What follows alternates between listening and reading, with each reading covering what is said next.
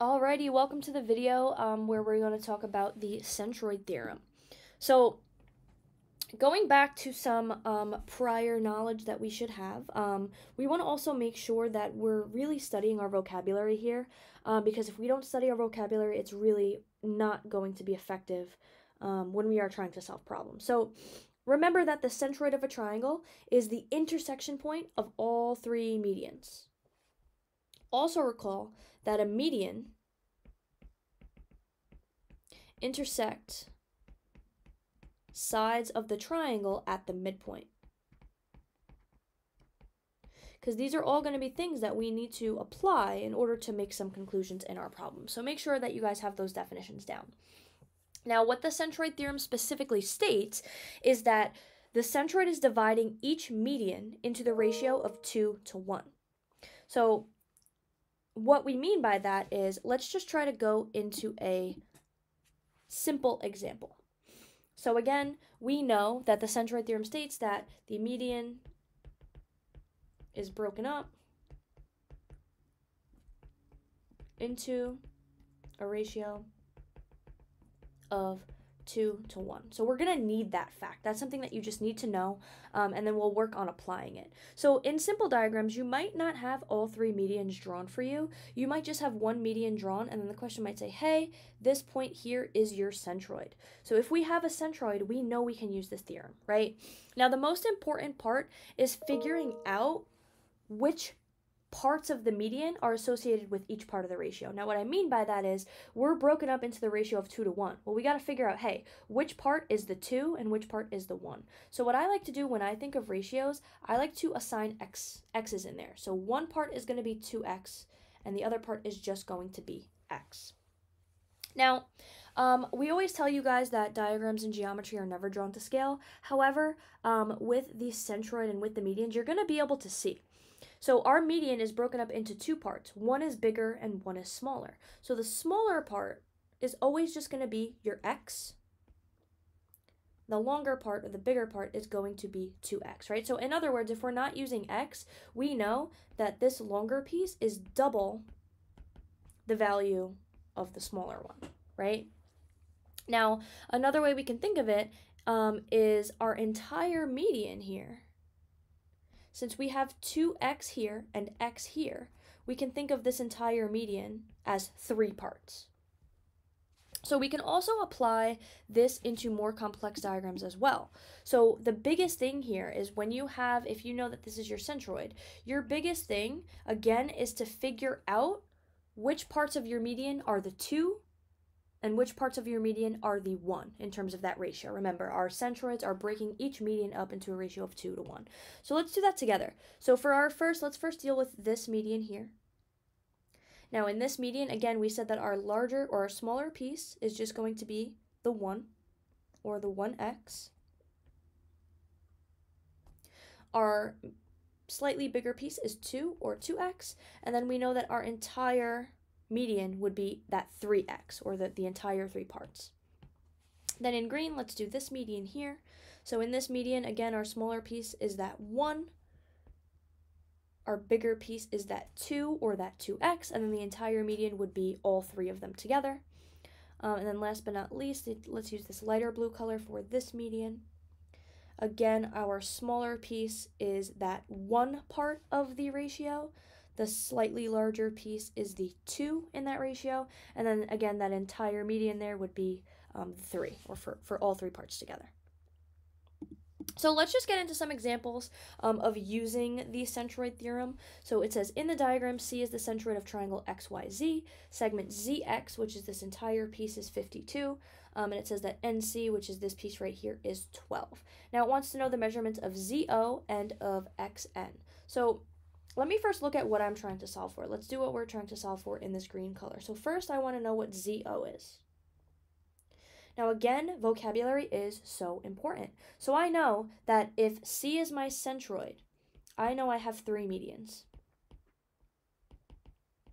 And if I have 3 medians, I know that I can find the midpoint of each of my sides of my triangle. Now again, this segment YO here, that is a median. So I know that point O is a midpoint of side ZX.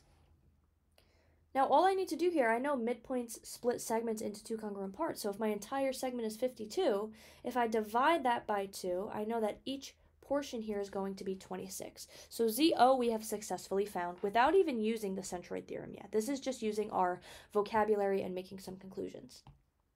Now, we also want to find the measurement of xn. So if we want to find the measurement of xn, that is this entire piece right here. That's the entire median. Now remember, that entire median, that was the 3 in our ratio, right? Now, we also have Cn here.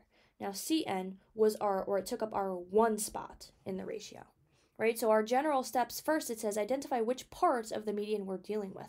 Well, in this one, we're dealing with the first part, the smaller part, which is 1, and the biggest, the whole entire median, which is our 3, right? Now what we're going to do is we're going to use these two numbers to set up a proportion. So since I'm using the first and the third portions of our ratio, my first fraction is going to be 1/3. Now what you want to do is see if you can fill in any values. So when you're making a proportion, you're going to have equals and you're going to have another fraction on the right side. Now what you need to know is your numerators are directly related to one another. So my 1 portion, in this case, I can fill that in as 12, right? I have the smallest piece of my median. I have a number for that, so I know that I can fill in 12 here. Now, for my third portion of my ratio, I don't have that value yet, right? That's just xn, right? So I can just put over, and again, these are directly related to one another. So you want to make sure that your numerators go together and your denominators go together. So right now my proportion is 1/3 equals 12/xn.